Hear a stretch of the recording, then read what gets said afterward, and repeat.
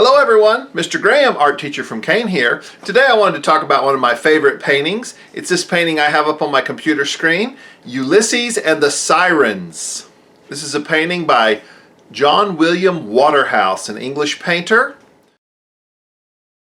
who painted he lived about 120 years ago, and he was part of a group called the Pre-Raphaelites. Sounds very fancy, but really they were just a group of painters that wanted to paint more like medieval artists or subjects that were from the medieval period and before the Renaissance. So they wanted to go back and think about kind of with a romantic notion of the Middle Ages and paint storybook versions of some of that history. They were very interested in painting things from Greek mythology, and this painting is a painting from Greek mythology, a story by Homer about Ulysses, and that is his name in Latin, but his Greek name was Odysseus. So this painting could also be called Odysseus and the Sirens. Odysseus and Ulysses, that's the same person, just a different name for him. So they painted pictures from Greek mythology. They painted pictures of stories about King Arthur. They loved that kind of storytelling. Their paintings always told a story. They're very highly detailed. They influenced later fantasy literature like J.R. Tolkien, who wrote Lord of the Rings. So this is cool artwork. I really like this. So let's get into this a little bit. This painting comes from the story of Ulysses. Ulysses was in the Trojan War and he was trying to get home. And in his journey, he had made one of the gods angry with him. So here he is trying to get past one of the obstacles put in front of him, which is the Sirens. And what the Sirens would do, they were these women, or here they're depicted as bird-like creatures with women's heads, and they would sing from the shores, or in this painting they're actually flying around the ship, but they would sing and lure sailors with a beautiful song, and the sailors would crash their ships upon the rocks because this song was just, you could not get away from it. You would just want to go to it. It was like magic, and it would draw you in, and you would be killed upon the rocks. So Ulysses had the idea that he could still he wanted to hear this beautiful song. So he had his men tie him to the mast of his ship, and all his men plugged their ears with wax and wrapped cloth around their heads so they would not be able to hear the song.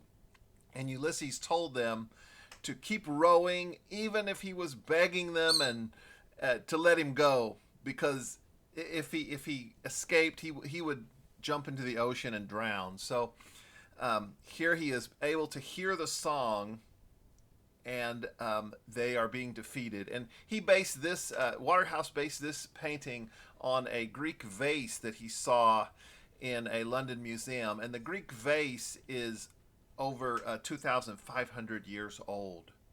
So this story goes way back to the Greek playwright Homer.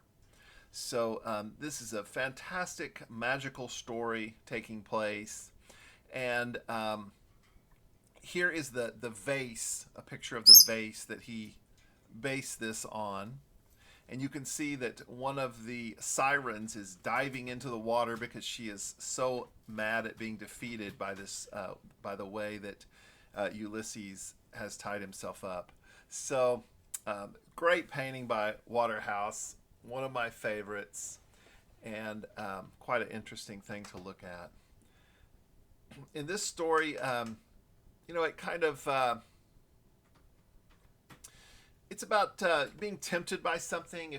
Maybe if you know you're going to be tempted by something, how can you do something to set it up so that you won't fall into that temptation?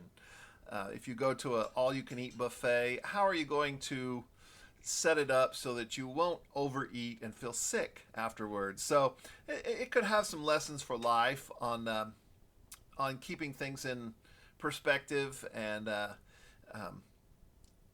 finding out ways to avoid the temptation. So he knows that he was going to be tempted to dive into the water or steer his ship into the rocks by the Sirens.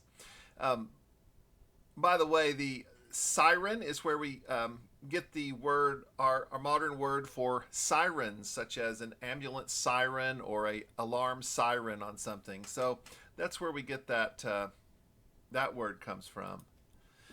Some more of Waterhouse's paintings. Beautiful paintings. This is, I believe, The Lady of Shalott, which comes from part of a King Arthur story, a poem about King Arthur. And I love this painting here that shows the Lady of Shalott trying to leave her island on a boat, and she's trapped on this island. It's quite an interesting story, but I like this painting a lot. Beautiful, beautiful painting.